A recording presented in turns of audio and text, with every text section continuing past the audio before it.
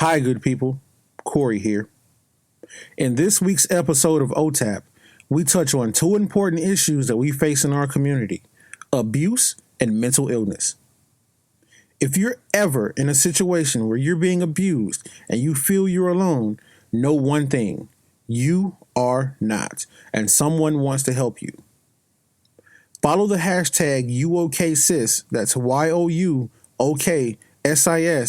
led by activist Feminista Jones, to immediately be put in the company of those who share the same struggle. Tell a trusted friend or reach out to the National Domestic Violence Hotline at 1-800-799-7233. They're highly trained professionals who specialize in helping you get the care you need and escaping the situations you don't. We also talk about autism. Autism is a very real thing that often gets passed as a child being rebellious or disobedient, oftentimes resulting in abuse of the child. Visit www.autism-help.org to get the facts and information on how to properly diagnose and treat autism. Episode 4 of the On the Air podcast, starring you and today's guest, future legal professional, current freelance photographer. She's got a fine face with an auntie's voice. Don't follow her if you look like a foot. You can find her on Twitter at Jakari Star. My friend, Nikita.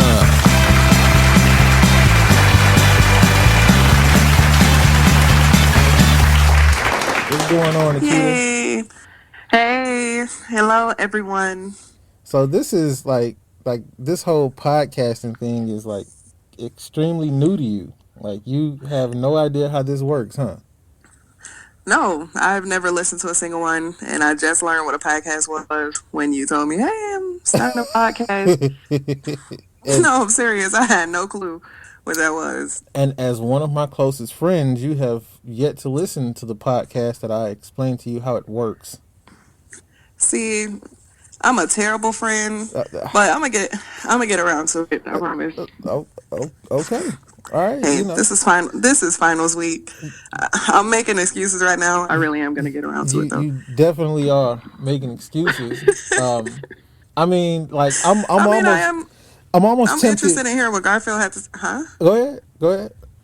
No, I say what I had to say. I was saying I'm really interested in hearing what Garfield had to talk about. I'm almost tempted to not even put your shit up until you listen to it. That's fair. Okay, but yeah, that Garfield, that was a really great podcast, and I think you. Yeah, I saw positive things about it, so it is something that I want to check out. Did you? You didn't leave any positive comments on my iTunes page? Well, if I went to your iTunes, I probably would have listened to the podcast. You got to give me time to do this stuff. I have 13 quizzes due by tomorrow. 13 quizzes? Shit. Yes. That's what happens when you give people the option to wait till the last minute to do all the quizzes instead of, I waited till the last minute. I thought we talked about procrastinating and how we were going to make that like a thing of the past. Like my whole thing about not procrastinating anymore is really solely built off of the conversation you and I had, and I'm the only one that's living up to it. No. Most of the work I'm ahead of time. I was weeks ahead of time. It was just the quizzes. I really didn't feel like cramming, but now here we are. So okay. So what for? What class? What is this for? Psychology. Okay, all right. What school? I'd rather not talk about that, because if I say some bullshit on the timeline, then somebody decide. Okay. I don't want to get me kicked out of school. Okay, all right, cool. That's fine. All right. Is your major in psychology? No, currently my major is political science. Okay. And what do you expect to do with that degree? I'm really just using that to carry on into law studies. So I'm kind of scouting schools in the neighborhood to see if I want to go to here or if I want to wait till I move down to Florida and go to a law school down there. Okay. That whole law field thing. I was talking about Garfield's podcast. He said a few cool things about law. I mean, he eventually, decided not to do it, but I think he's a good person to talk to because he's actually from Florida, so he could probably punch Yeah, in the. honestly, Go ahead. looking at some of the stuff that he says in regards to law school, that almost made me not want to do it. I know that that's not his intent and that he's just kind of warning you of what you could possibly go through, but that made me a little more apprehensive. But ultimately, yeah, it's something that I want to do. Like what in specific? What specifically had you kind of like, oh, whoa, wait, is that something I really want to get into, and why? Well, he describes it as hell for one. That'll do it. See, I'm okay with hell. I grew up in hell, Oh, but yeah, my childhood was terrible. But just the idea of paying to go to hell just to go into a career that could potentially be even more hell is not that attractive. But the money is attractive, so whatever. Here we are. so okay. So let's talk about your childhood a little bit. You originally from Chicago, Yeah, I was born here. born to Chicago, and then you later moved to Minnesota. How long were you in Chicago? I left Chicago in '97, and I was in Minnesota ever since. Okay. You said your childhood was hell. Like what happened? What was your childhood like? I mean, it was cool up until I was like 6. I had a very loving family. My mom, she definitely loved me, but she didn't always make the best choices in her relationships with men. So my siblings' dad, the one they all share, he was extremely abusive. So from the age of around 6-ish, 7-ish, he confined me and my brother to the attic. We weren't allowed to leave the attic until basically we moved to Minnesota. What? Like when you say confined you to the attic, like is just you? I mean, like that was your room, or was that like jail? He locked you in there. Like what was that about? No, we weren't allowed to come down. There was a bathroom upstairs. We came down to eat. We came down to eat, but when we were done, we would wash the dishes and then we go back upstairs. So that's basically what that was. We would have to look out the window and watch the other neighborhood kids play because me and my brother, we weren't allowed to come downstairs. Why is that? Like what was his deal? He's a psychopath. That's why I have a life insurance out on him now. I'm just waiting for him to pass. Oh, goodness, Hey, whatever. goodness, wow. Oh, okay. Um, wow. Okay, so and where is he now? He lives in Chicago. I actually saw him not that long ago. He tried to give me a hug, and I just kind of sidestepped him and kept it moving. What did your what did your mom have to say about how he treated you and your brother? We don't talk about that. When I always felt as if she was depressed during that whole period, I just find it very hard to believe that she could be in her right mind and allow that type of thing to happen to us. So I've just never brought it up to her. I've never felt anything against her because as soon as we left and went to Minnesota, then life, it got pretty okay. Mm, that, wow. And so how are you now? Like how do you deal with that now? It doesn't make me feel any type of way. I don't feel, I mean, I know I just said I have a life insurance claim out on him, but I see that as a positive thing. I'm getting paid for your brutality eventually. In terms of my mental health, I don't feel angry whenever I think of him, or I really don't think of him, period. It's only because he's my sibling's father that he's even still a thing to talk about ever. So like so take me back to that time. Like just one day, all of a sudden, he was like, "All right, y'all staying in the attic." Like what brought that on? Honestly, don't remember at what point it was. I do feel as if at some point he was trying to win us over, get us to like him. And when a sibling came about, Then it was more so about that sibling. And since we weren't his biological children, and he really didn't care about anything that had to do with us. So that's when he separated us. My siblings that were allowed to roam and come and go as they please, and they got treated very well. It was just me and my brother. Mm. And did I hear you say your mom has a history of with bad dudes? Was that it?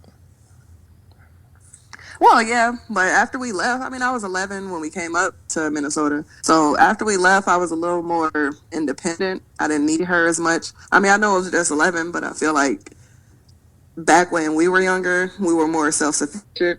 So watch yourself, do whatever. I really wasn't as concerned with building a relationship with the people that she dated. I could see it from the outside looking in that she was dating these just terrible, terrible people. But as long as they didn't try to talk to me, I didn't really care. Mm. Did that in some kind of way shape your or form your dating habits? It definitely did. It made me not care as much about what people do. Once you do some foolishness, then that's just really all there is to it. Because I was just pretty certain that you leave, you get replaced by somebody else. I really don't need to sit here and cry about you. Mm. So did you view men more as objects? Probably. I don't feel as if I've ever been in love until recently. It was just like, Aw, eh, okay. shout out to Brian. True. So psychologists say not only that, but like studies show, like if you grew up in an abusive household, you probably are going to attract abusive mates and lovers. Was that the case for you also? I was in an abusive relationship. It was the only abusive relationship that I'd ever been in. And it was actually the first person that I'd ever dated. What happened? What type of abuse? It was physical abuse. It was the person that I was with. My first boyfriend was 15, and it was 2 months after we had our first child. He actually started to hit our child. So I started to hit him, and then it turned into a full out thing that ended up with getting forcibly separated by the police. And that was the last abusive relationship I'd been in. I And really didn't want to be in the type of situation that my mom was in. Like, mm, though I didn't judge her, no, I can't say that. Obviously, I judged her for staying in that type of situation. was there any, after going through that, did you have any clarity on maybe why she was in that? Like because you'd gone through it? No, I was only 17 at the time, so I really wasn't of the mind frame. I hadn't reached any type of growth and development at that point. So I didn't put two and two together. The only thing I knew was I didn't want to do this, and I didn't like anyone enough to go through it. I did not love him. We were together for several years, but I didn't love him. He was just kind of adequate to date. So it really didn't hurt my feelings to stop talking to him. Mm. When did the how long into the relationship did the abuse start? It wasn't until I was 17. There was one instance he didn't hit me, but he shook me. I definitely should have left then, but I didn't. It wasn't until it actually became into a fist fight and my child was put in danger. That's when I had to leave. Mm. Did you ever consult your mom about any of this, considering that she'd been through it? Was she helpful in any way?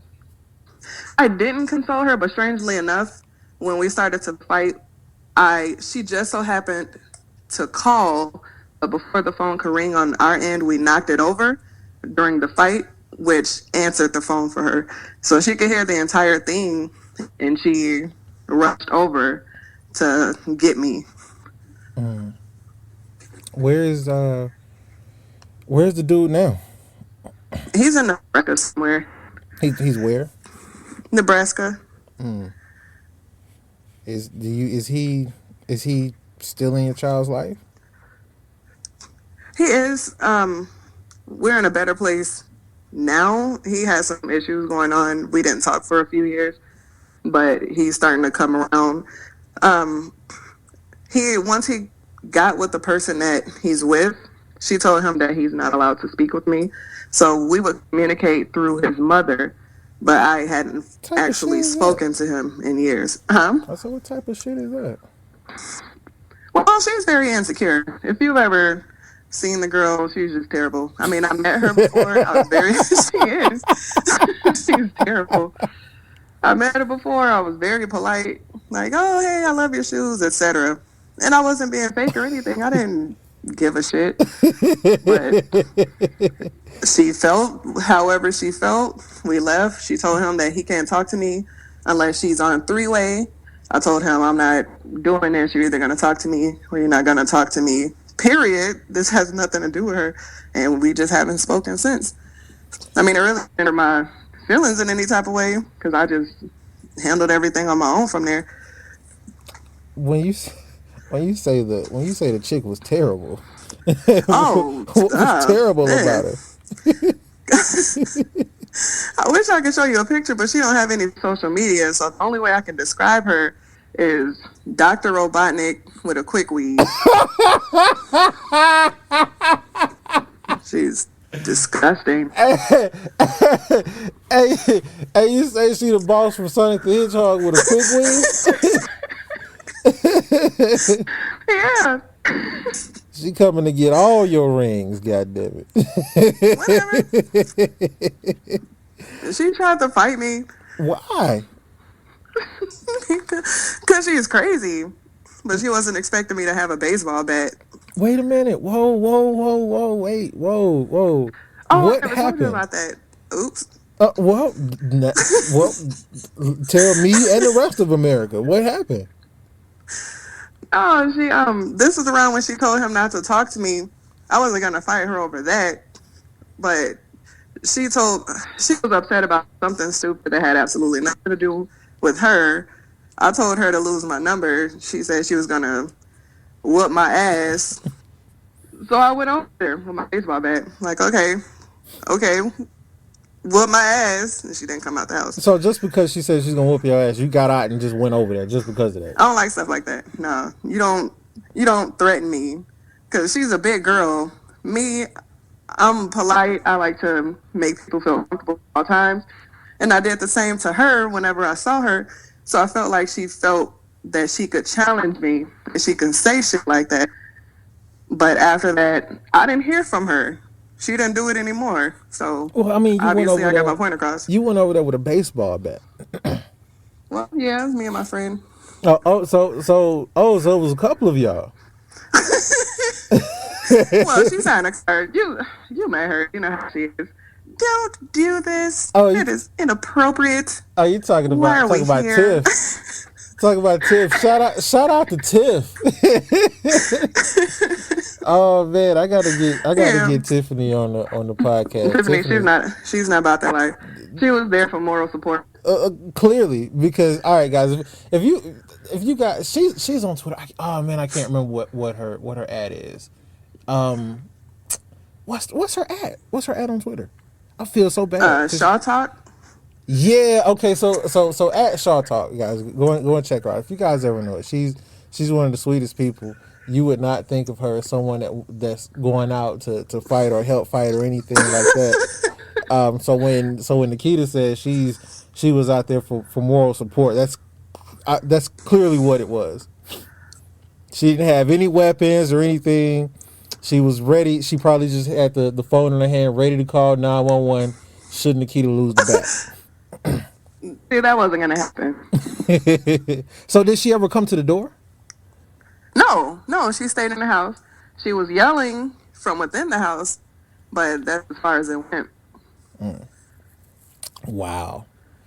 Have you ever had to break out the bat for anybody else?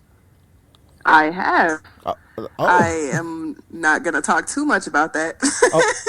oh, can we get high level on it? Some No high one was level details. damaged. Okay. No one's body was damaged. No, so the bat actually did see some action. Wow. Okay. All right. We're not going to say anything to incriminate you. That's cool. That I didn't. Me. That's another. So we'll talk about that one offline because Okay. I definitely Yeah. want to.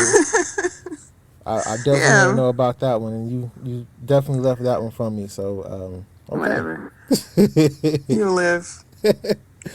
Wow. Have you had any run-ins with the law? Ugh. Yes, because of see, every time I do something where I deserve to go to prison, nothing happens. Every time someone puts me into something, that's when I get in trouble.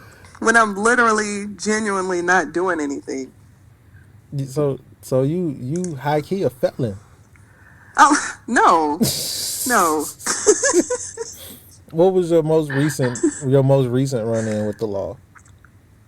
Well, my most recent run-in with the law, it was years ago when I actually got arrested What happened? in 2009. Well, I mean, this story is so ratchet. Well, Anyway. let's hear about it. You're not so far Okay. removed from ratchet, so let's go. Whatever. My mom was getting arrested, and then my brother, basically me, my mom, my brother, we all got arrested at the same time. But make it a I family got arrested trying to help. They were. That's what they all say. They were being combatant. No, I'm serious. You can ask Egypt. Okay. They were all being combatant. They were being combatant. I'm like, no, let's calm this down. I really don't want this to escalate, that type of thing. They get arrested anyway. They try to take my siblings. I say, I'm an adult. I can care for them until my mom gets back, etc. And then they arrest me for interfering. So, me trying to be a good person, trying to help my family, got me in trouble. So wait. And now I have a record. Wait. You got arrested for obstruction of justice? What was it? Non-violently impeding. Doesn't it just sound like something you make up? It does, but I mean, like so you were just helping, just trying to keep the peace, and they took you too? Yeah, the original charge was resisting arrest, and I asked them, what were you arresting me for me to resist the arrest? So they changed it. But so now you got a record. Unfortunately. That's okay. Well, so you got street. And they do not make it easy to expunge your record. I've been trying. It's not. It's still on there. Yes, it's still on there. Just haunting me, ruining my life. Oh well, at least you got street credibility now. You can go ahead and work on that album. Go ahead and put that album out in the streets. I can't ever run for office or anything. It's foolishness and pictures, but also that foolishness. But see, when they try to run the smear campaign, just run your anti-smear campaign with just how you were trying to help. Because that's what happened, right? You were just trying to help. They're not gonna see me. No, they're not gonna see me like that. Before, I'm a woman. I'm black, so they're just gonna see this black whore who got arrested. Goodness gracious! Hey, that's how they look at us. So. I'm gonna change gears. What is the? Okay. What's the? Because I would imagine that you've garnered a fair amount of male attention. I don't know why, but anyway. But I mean, I think you are right. You cool. You get a couple of laughs off, and that's cool. But for whatever reason, dudes fancy you. What's the craziest way? What's the craziest way a guy has approached you? Approach me? outside of the normal, just disrespectful, hey, blah, blah, blah, there's a guy in a wheelchair. He approached me. He started to interview me, asking me if I had children. No, first he asked me what was my job, how much money did I make, and if I had children. And when I said I had 2 children, then he just rolled away. Oh, I don't date women with kids. And then he rolled his paraplegic ass away. Wait. You were approached by a dude in a wheelchair, and then Yes. rejected by the same dude in the same conversation. I am too disgusting for a homeless paraplegic. How does that sound? Wow.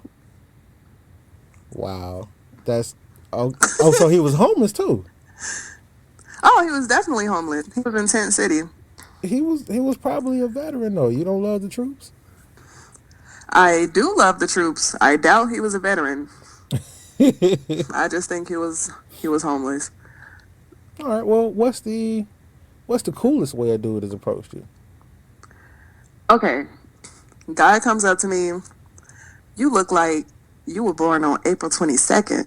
And I'm looking at him thinking that What? maybe he didn't recognize. Exactly. I'm thinking he recognized me from social media or something like that. So I asked him, how do you know this? You're right. I was born on that day. Oh, because I was born on April 22nd. And he shows me his ID and he was legit born on April 22nd. But then I wonder how often he said that, like how many people he said that to before it finally worked. Well, if he said it, if he said it at least 300 times, I mean, he was gonna nail that one at least once. No, he could say it 300 times and be wrong all 300 times. He was right then.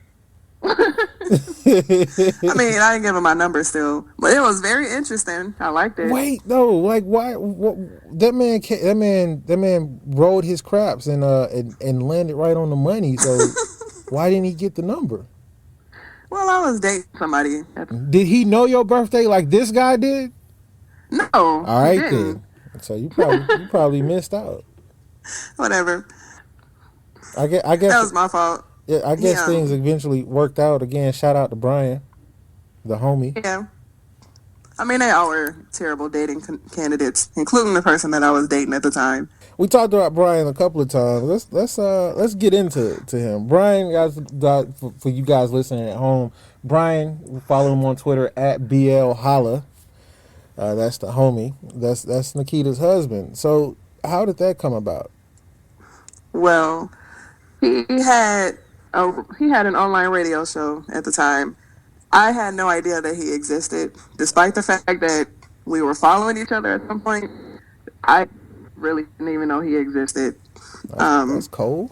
And and every now and then I'd see them talking about some radio show, but I wouldn't pay any attention to it. And then one day they're talking about, oh, who would you smash? Wow. Right, grimy, disgusting. Either way.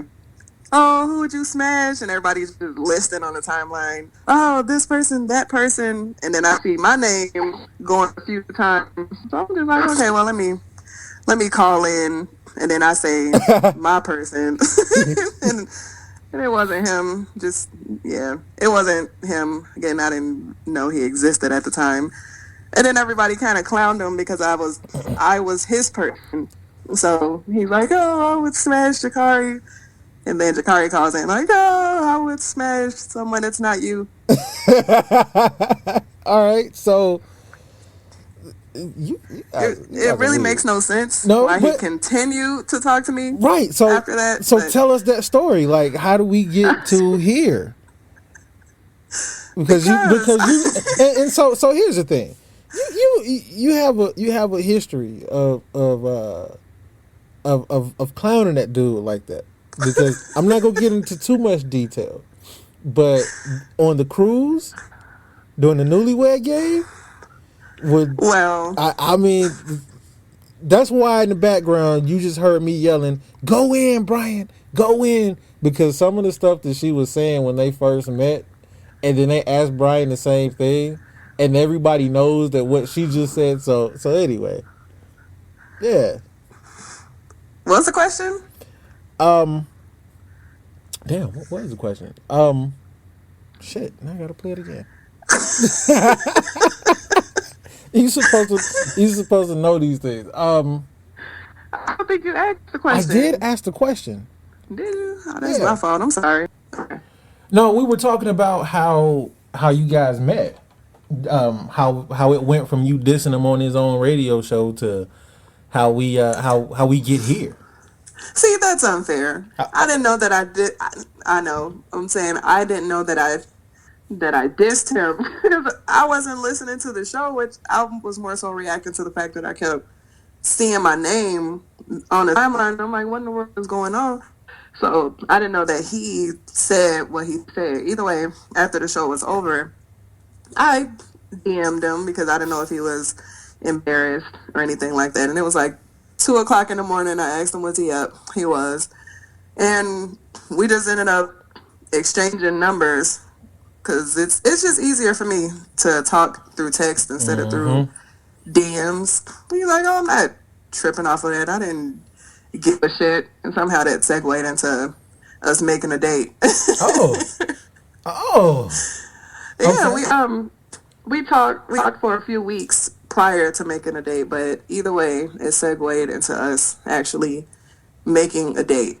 All right. So check this out, people. Tell us about the first date. Okay. Okay, so we make a date. It's supposed to be for 9 at the Hard Rock Cafe. I'm hanging out with my best friend Tiffany earlier in the day, and she's supposed to drop me off down there afterwards. Here come the bullshit. She completely forgets that I even have a date. It's her fault. About 7:30. Yes, it was her fault. Okay. Anyways, Okay. 7:30. We're about an hour away from where I'm supposed to be. I'm not dressed. I'm not any of that. So I'm telling her, take me down to where we're supposed to be. She's really busy. She can't do it anymore. I have to hop on the train.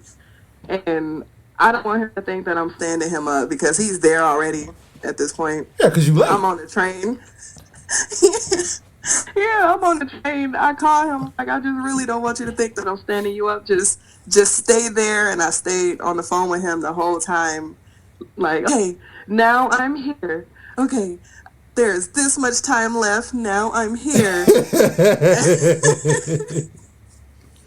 I know, and the waitresses, they were giving him puppy eyes. Like, oh, you poor thing. You got stood up. And yeah.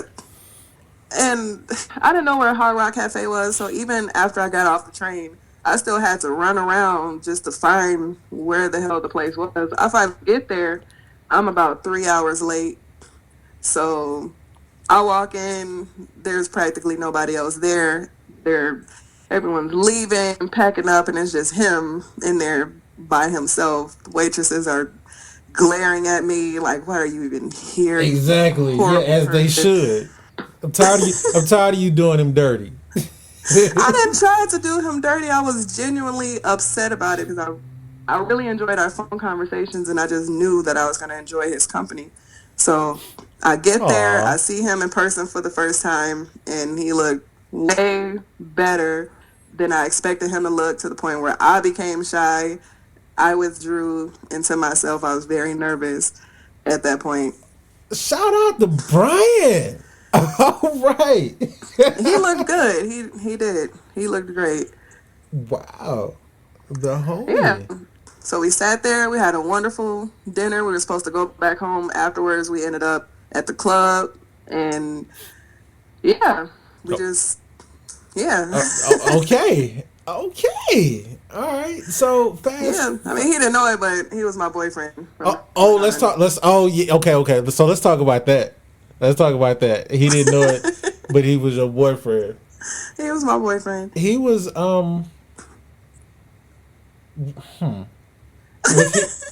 Just say it. So on that date, was he single at the time?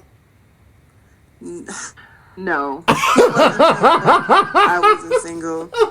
It was just terrible on both of our parts. You weren't single either, right? I was not single.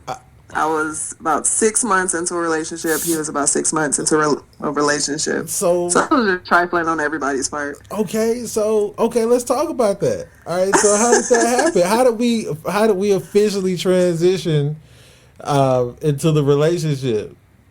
I was in a long distance relationship, so there was no transition. I just stopped answering my phone. For him,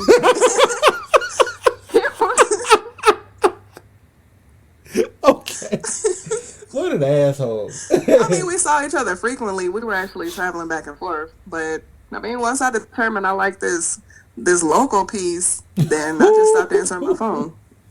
Okay, so all right, so your For end was him, pretty easy, but his end, his woman was local, and I wasn't gonna be the side chick or anything. Yeah, I like you, but I also want you to be single. So I gave him a week to get rid of his girlfriend. whoa. You called him and said, "Yo, you got a week. You got a week to figure out your relationship situation." We were talking like, I just don't know how I'm gonna do this. I mean, I don't want to break her heart or anything. You know how they do. Expecting me to sit over here like, okay, well, maybe one day I can have you to myself. No, I told him you have a week. In a week, I will see if you still have a friend, and we'll go from there. And so he kind of made that call. Yeah, he was single within like 3 or 4 days. Brian didn't even go the whole 7 days. Do you know what he said to her? Did he ever tell you? I I don't know how that whole conversation went. All I know is I never had to deal with any issues of, someone angrily writing me like, "Oh, you stupid bitch, you stole my man," or anything like that. So, whatever setup they had, it was very smooth for me. We definitely gonna get Brian on the show, and we got to get that into those details because that's hilarious. All right, so how did he propose? Uh, okay, so one thing that people don't know, we were engaged for like a week before we got married. It was just like, Huh? we, Why wait? yeah, we were together for about a year. I guess when you We know, you decided, know. yeah, we decided that we wanted to get married, and then we were married a week later. But we had to get married again the following week because the judge signed on the wrong spot. So I really don't know which day is our actual anniversary, but as far as I'm concerned, I'm going to celebrate all of them. So we were talking the other day. You said you have three dates that you celebrate for your wedding, which is you so extra. Whatever. It's May 14th, May, whatever 7 days after that is. What is that, 21? Yeah, And whatever. And September 30th. that September 30th is what the cruise, That's right? the day. Yes, that's the cruise. You can't. So you can't celebrate the cruise. But we had our wedding in Nassau on September 30th. We had the Justice of the Peace wedding, and then we had the second Justice of the Peace wedding a week later. I don't count those. We dressed up, but it was like, oh, tonight's date night, that type of dress up. Well, I wait, didn't have a no, wedding dress. wait, because I was there, so you better count that one. I drove all the way from Atlanta to Orlando to get on the boat for y'all, and you mean Yes, to tell that's me the that didn't one that even I'm. count? No, you mean, what do you mean it didn't count? I In thought you terms just of said it becoming didn't. official? I thought you said it didn't. That one you don't count that one. No, I absolutely do count that one. Oh, That's the one okay. that felt the realest. After we got married and with the Justice of the Peace, we had our two witnesses, which was, Tiff and her husband. Mm-hmm. After that, we just went to dinner and then we went back home. It was normal. And so I didn't feel like I was married for a while. Eventually, I started to feel it when I got my name changed and all of that stuff. But for the cruise, with having my family there, having his family there, us dressing up, me wearing my gown, and doing the whole thing, that felt more real. So in the video when you see that I'm crying and that he's crying, that was real. I didn't feel like we were pretending or putting on a show. Oh no, I saw it. Like I snapped a picture. Y'all was boo-hooing it up. Yeah. So, That's how I felt. I have never been in love until Brian. So people might think I'm an asshole to him. It's funny. That's just how we are. yeah, But I mean, over it all, you we kind love of each are. other. But here's what I learned after hanging out with you two. A lot of that stuff he gives it right back. So it's not Yeah. one sided at all. So He's an asshole. He really is. I wish I could talk about some of the worst stuff that he said to me. well, there's no reason why we can't. Oh, there is, because it's embarrassing to me. He would get a kick out of it. It's hilarious to him. So listen, we could do this one of two ways. You can tell me and be in complete control over what's said, or I'm gonna have him on and I'm gonna have him tell me. No, he can tell you. He can tell you. It's worse than some of the stuff I said to you. Oh, definitely. Goodness. Absolutely. So how did you know that this was the guy you wanted to spend the rest of your life with? I mean, like you said, you guys were engaged for a week. Well, yeah. I mean, but this is after being together for a year. Well, yeah. So, But I mean, around what time? Like, how did you? Because, like you said, you'd never been in love before and all of that. So, well, that's how I knew, because the previous times I thought I was in love, but then by the time I was over it, I was over it. There was no need for a transition time. There was no crying or any of that. mm-hmm. I didn't care.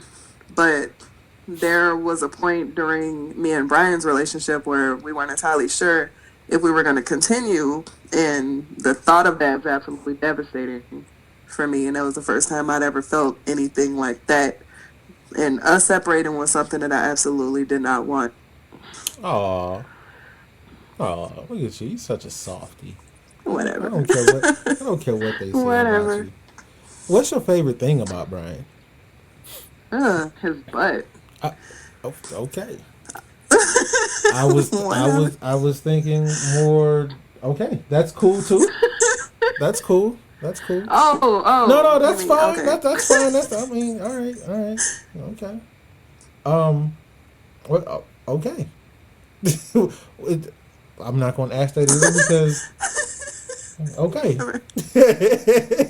Should I have not answered honestly? No. That's fine. That's There's cool. great things about his personality, of course. Well, I just thought he had a lot more going on for him. Oh, he does. But you asked about my favorite thing. No. I can do without his jokes. Okay, that's cool. What's your favorite way to annoy Brian? I don't know. He just seems to get. I don't know. I don't purposely try to annoy him, but then he'll come out of nowhere and just tell me to stop talking, and I don't know where it comes from. What's his How does he annoy you? He chews with his mouth open. Okay, I think that'll annoy anybody. you know when I have him on, I'm giving him a chance to fire off, right? I'm okay with this. Oh, He's okay. not gonna say anything that I've never heard before. Oh, okay, all right. Well, we gonna dig deep to see. I'm honestly looking forward to seeing. I'm looking forward to hearing everything from his point of view, especially that date, because I'll own it. That was terrible. I would have left me. I do not know why he stayed and waited for me. I am not all that. I would have not stayed and waited for me. And this is him walking through the door right now. Shout out to Brian one more time. Shout out to Brian. Right. Cool. He just came back from the fight. Oh, okay, cool. Yeah, Pacquiao lost, unanimous decision. You guys probably already know that now, or you should. I want to change gears. I want to talk about let's talk about autism, Okay. because a lot of people may not know this, but one of your children has autism.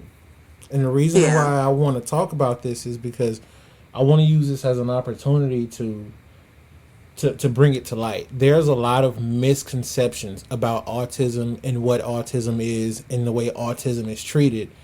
And you live this life every day. Every single day. So tell us about it. Okay, well, there's no one thing that an autistic child does. You can't say, oh, well, this one does this, so that person must be autistic because of the other person's behavior. So there's a wide spectrum. Some they can't talk to anybody socially, period. Some they're able to be social. They're awkward. They may have anxiety. Basically, there's any wide range that a child can have. My child, he doesn't speak. He speaks to me, he speaks to family, but anyone outside of the home, he absolutely will not talk to them. His teachers, they've never heard his voice, period. Mm. And he's about to be 12. So he communicates with them um, in writing. Mm. Yeah, so it can become very difficult. People don't understand it. They may feel as if he's slighting them or as if he's being disrespectful. So people have actually said that he's not allowed back over the house. I mean, as much as you try to educate someone, they'll still react the same type of way. I'll tell someone, oh, he's not being disrespectful. It's because of A, B, and C. And they'll say, well, back in my day, children spoke when spoken to. And that's just when you shut it down. And what's the point in even debating with a person who's not willing to listen? So that's the type of thing that I go through on a pretty frequent basis in terms of him. Wow, I didn't know that. I didn't know that he didn't. He only spoke to people inside the family, and I actually feel really privileged because he spoke to me. Yeah, yeah. He only speaks with people that he feels comfortable with. His teachers have literally never heard him speak. Period. Wow, wow. So He's a funny kid. yeah, yeah. I mean, he's anytime. See, this is kind of new to me because anytime I've seen him, like I mean, he's around the house with your other son, and he seems full of life. So, um, what do you, what can you tell us about how it's treated, or um, how you handle that? Anyway, he's treated. People don't want to understand him, and they just want to treat him as if he's rude, disrespectful, and it makes me really angry. So I actually try to keep him away from situations like that. And one thing that people don't know is it's very expensive. There's training, there's classes, there's specialists, there's all types of stuff that you have to sign them up for just to prepare them for a normal life. They have to go out there and be able to interact socially in order to work. You have to respond appropriately to people. So if they don't know how to do that, then how exactly are you gonna survive? And it gets even tougher because he's black. Yeah. So yeah, so he gets into a situation where someone doesn't understand him or he has violent outbursts. Let's say he has a violent outburst that can end any number of ways. So really as a parent it's just extremely frightening. Wow. How long does it take to to determine that a child is autistic? When did you find out? There were clues as a child, but it wasn't official until kindergarten. It took a year.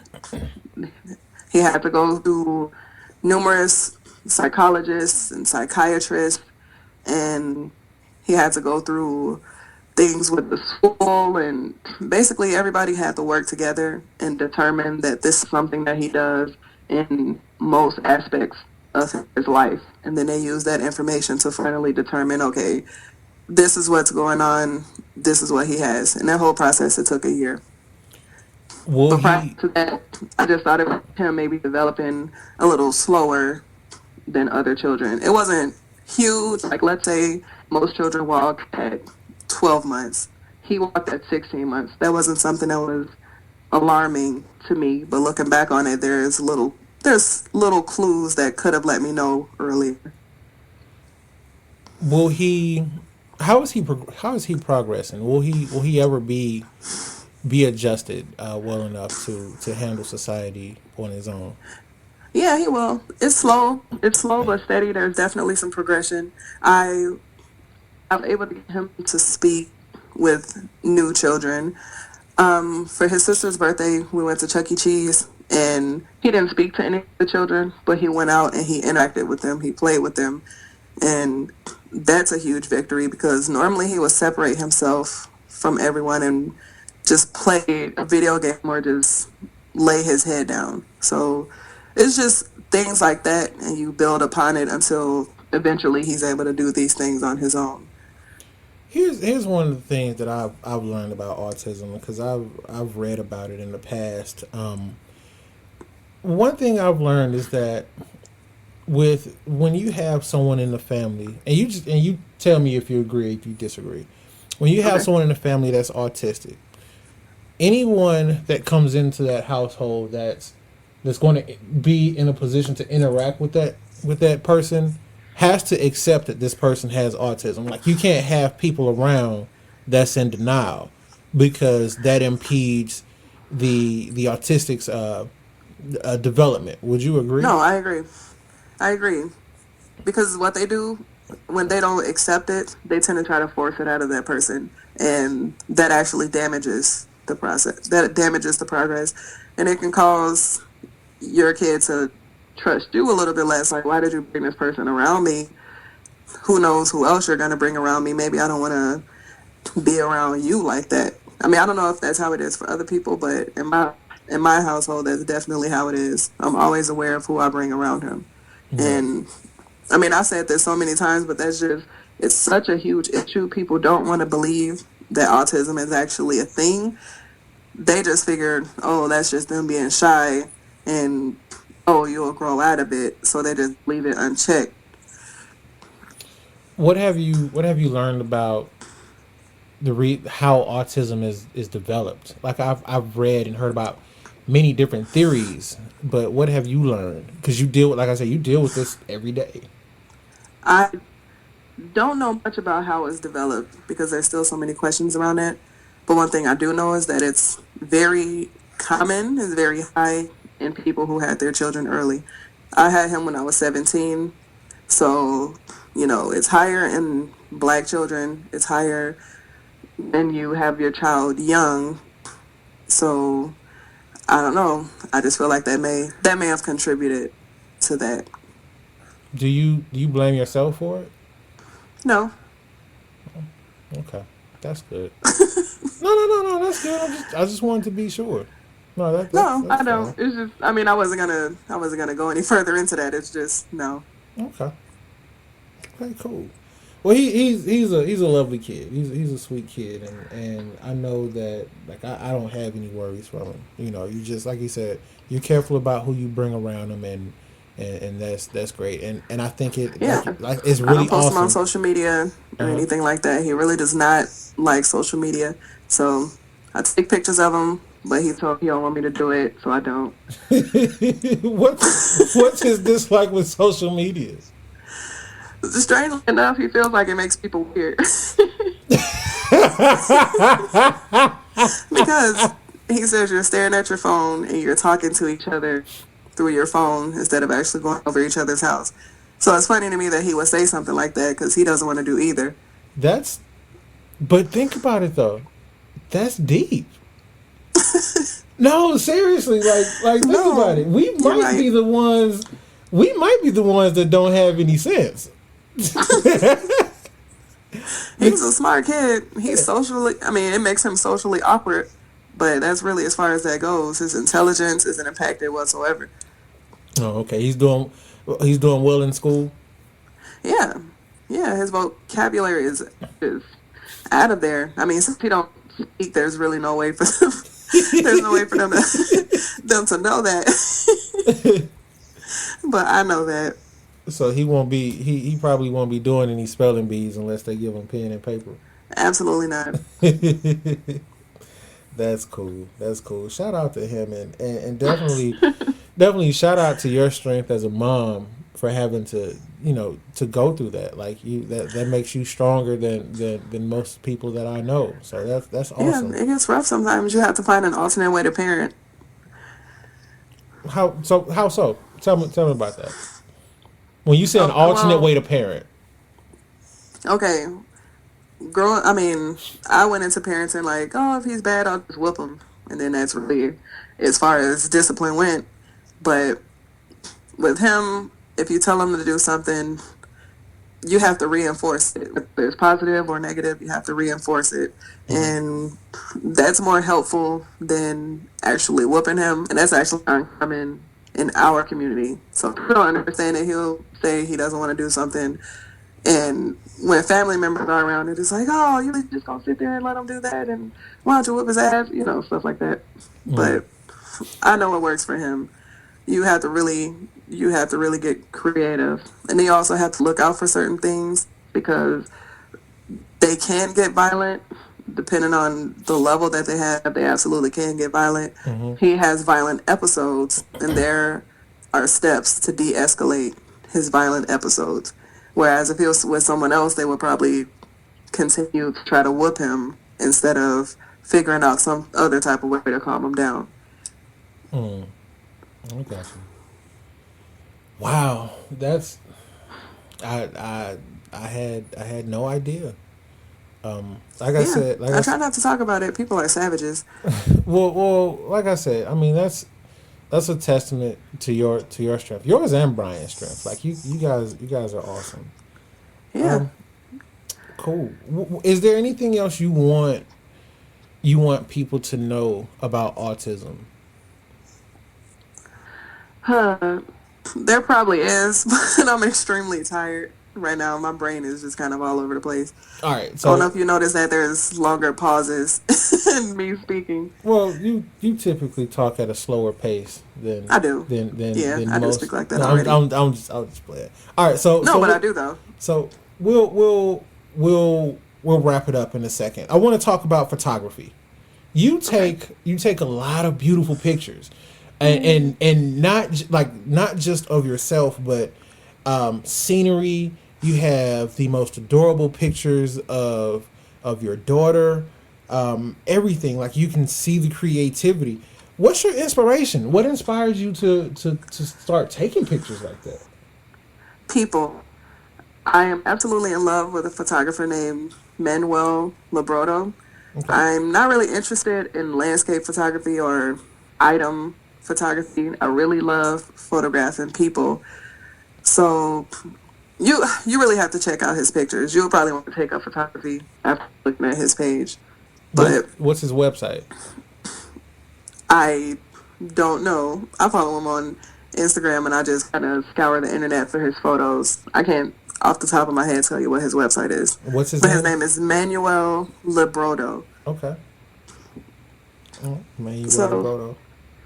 What inspires me is just how different each picture can look. You can take 10 people, put them all into the same room, and the same thing, and then all of these pictures will come out looking differently. And I absolutely love that. Do you ever thought about being a professional photographer, or it's just something you just like to do as a hobby? Well, yeah, ultimately, initially that's what I was going to do. I really wanted to be a professional photographer. On my end, I allow people to take it away from me. Oh, you're not going to make any money doing that, and there's so many photographers, and everyone has a camera phone, stuff like that. And over time, it just kind of wore down my drive, so now it's more of a hobby. But earlier, it was all I wanted to do. Spend tens of thousands of dollars on equipment. When I get my website up, I want to feature some of your photography because I really think you should reconsider it. I think you should pursue it. There's a lot of stuff that I don't put up. Well, that'll be awesome to have it there. What type of camera do you use? I have a Nikon. I'm working on a Canon. those things are expensive. Mm-hmm. Okay. And where can we find a lot of the pictures that you have? Well, I have some of my pictures on my Tumblr, which is Jakari Circle dot. Is it Tumblr dot? It's Jakari Circle. You could probably just type that in and find it. JakariCircle.tumblr.com. .tumblr.com. Yeah. So some of my work is on there. A lot of it is on Facebook, but my Facebook is locked down pretty tight. I really need to get because I have a lot of personal pictures in there, but I really do need to get into posting more of my stuff on Tumblr. I keep saying this and I keep not doing it, and I really need to do it. Yeah. How about doing that? Yeah. I will. I will. Give it some thought. We would appreciate that. Last thing I want to touch on is you once upon a time was extremely notorious for Okay. for thirst trapping.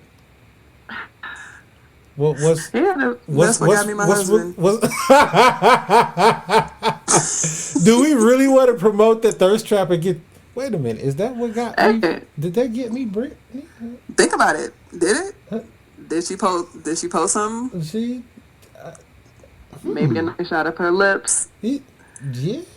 Maybe a shot of her in her leopard jacket. Yeah. That photo is. No, Hey, Brittany, she knows how I feel about that photo. That photo is everything. Let me sit back for a second. Hey, Brittany. Hey, babe. Yeah, think about it. Yeah. Okay. So but you weren't thirst trapping to. That wasn't your mindset. You weren't like, let me thirst trap and so I can get this dude. No, definitely not. Me, I like to look at myself. So I will post a picture, and whenever someone will retweet it, I get to see myself again. Narcissist. And that's really what that was. It's terrible, but that's what it was. Whenever people were just like, "Oh, you're just trying to get attention." No, it was just me wanting to look at myself some more, and me just staring at this still picture. It wasn't doing anything for me.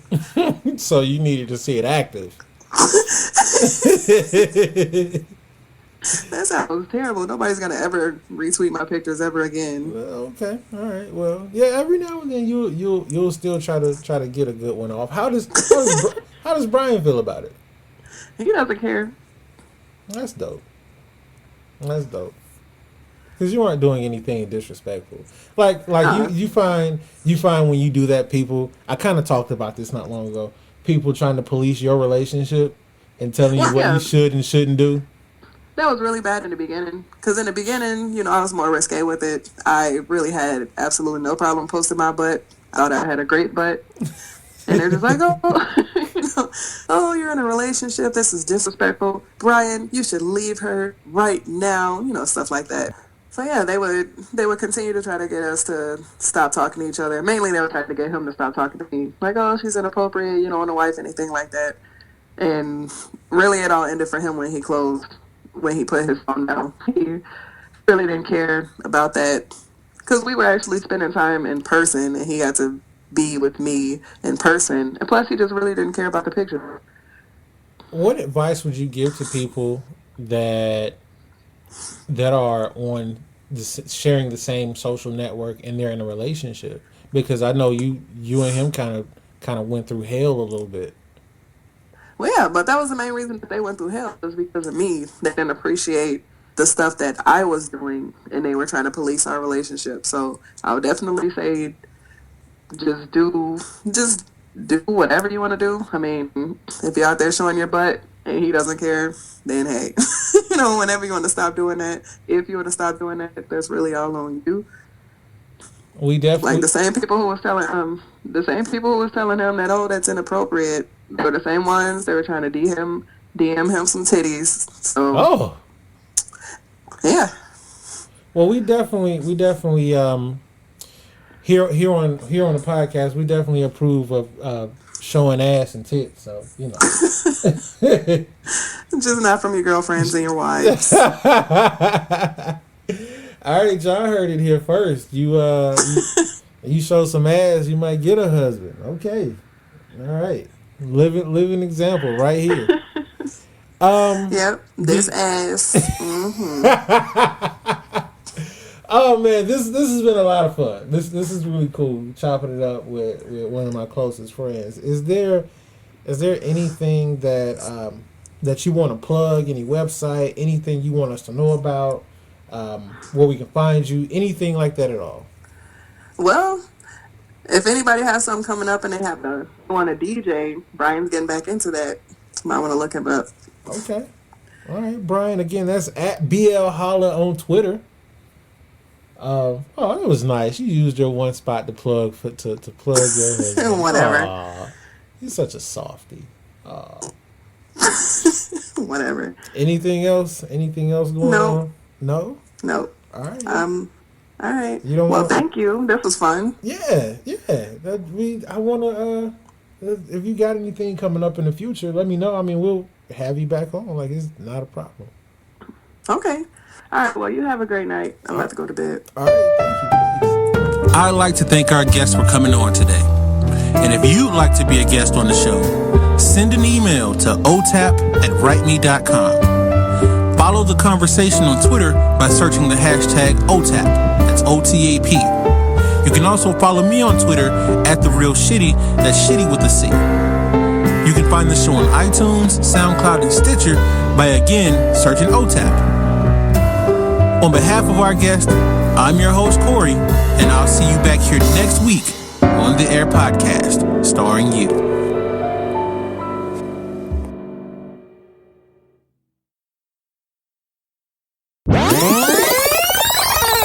Really? Yes. I don't want people to hear me compliment you in any way, shape, or form. Well, it's not how I roll when it comes to you. They didn't, but they gonna hear me tell you that I'm a higher grade of human than you. Okay. Are you recording now? I am recording now. Okay. Yeah. Cause you whack, homie. Can you get to the Can you get to the questions, please? Oh man. Okay. All right. Why are you the scum of the earth? Interesting. You want to get hung up on?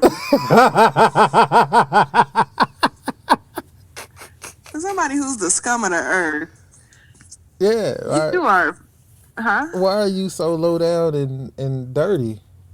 When's the I'm last one of the time? best people you've ever met in your life. One of the best people. Well, certainly one of the dirtiest. Is this what? Did you call me to assault me? I'm just fucking with you. It's the On the Air Podcast, starring you.